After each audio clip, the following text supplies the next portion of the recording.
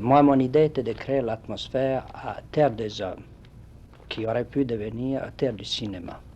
Donc j'avais 5 salles là, j'avais la Maison du Québec, 3 petites salles au pavillon Thème, et puis la Place des Nations. Bien sûr, on n'avait pas compté beaucoup sur la Place des Nations à cause du temps, parce qu'on ne pouvait pas contrôler le temps.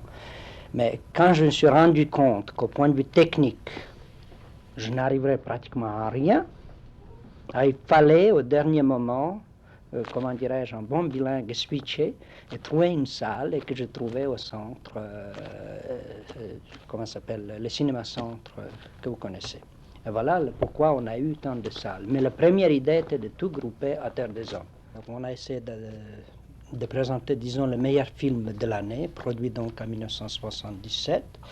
Et puis ensuite, on a eu la deuxième catégorie, c'est les événements spéciaux. Ça veut dire tous les grands films, mais qui ont déjà joué dans d'autres grands festivals, comme le Festival de Cannes, par exemple. Je n'ai pas voulu mettre, disons, Padre Padrone dans la sélection officielle, puisqu'il avait déjà, comme tu le sais, gagné la Palme d'Or au Festival de Cannes. Mais par contre, le film était inédit en Amérique du Nord, donc chez nous à Montréal, il fallait présenter ce film aussi. Voilà pourquoi on a créé une catégorie spéciale, où on a essayé de présenter, disons, du bon cinéma et de grands films inédits chez nous.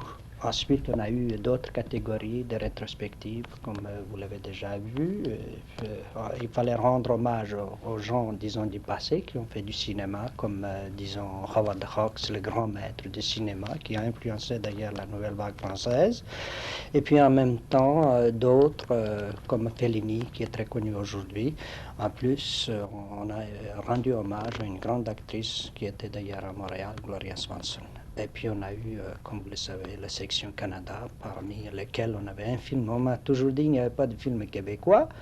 Mais je suis pour rien si en 1977 on n'a pas tourné au Québec, excepté peut-être deux films. Mais il y en a un qui a joué, c'est le film de Gilles Carle. Il a déjà joué L'Ange et la Femme, je crois. Mais il a déjà joué commercialement. Alors, d'après nos règlements, je ne pouvais pas présenter le film qui a déjà joué commercialement.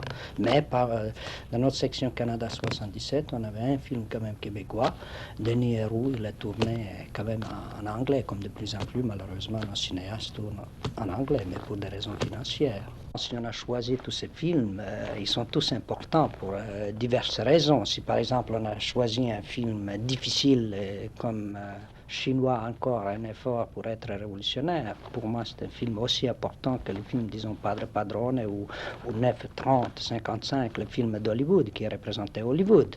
Alors, ou le film tunisien qui parle quand même de l'exploitation des pays sous-développés. Alors c'était voulu pour présenter vraiment un grand panorama du cinéma mondial de 1977. Alors pour moi, je suis mal placé pour vous dire tel film est plus important que l'autre. C'est aux critiques, c'est à vous et à d'autres de dire qu'il y avait des films importants. J'imagine que sur 80 films, disons, inédits, au moins qu'on a présenté inédits, je parle bien, au Canada ou à Montréal, il y avait des films extrêmement importants puisque la presse mondiale a parlé beaucoup de ces films. La seule chose que je regrette, par exemple, je peux le dire maintenant puisque je ne suis pas encore arrivé au bilan définitif, c'est que très souvent, par exemple, pour les grands films, on avait en même temps des réceptions offertes par des consulats, disons, étrangers, comme le consulat français ou le consulat italien. Et le résultat que je me suis trouvé sur les bras avec 500 ou 600 invités, et je ne pouvais pas admettre le public.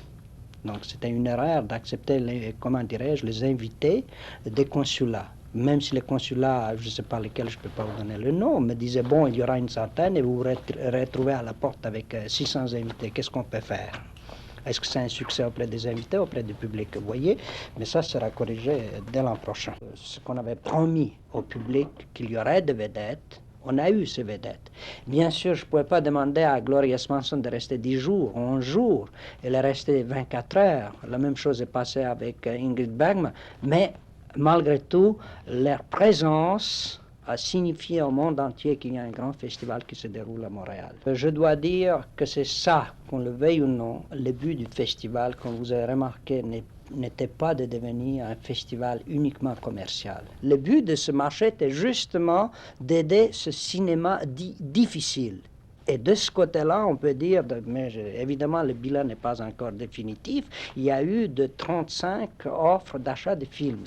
C'est déjà énorme pour un premier quand même festival. Et je crois de ce côté-là, Montréal peut devenir plaque tournante dans le marché du cinéma.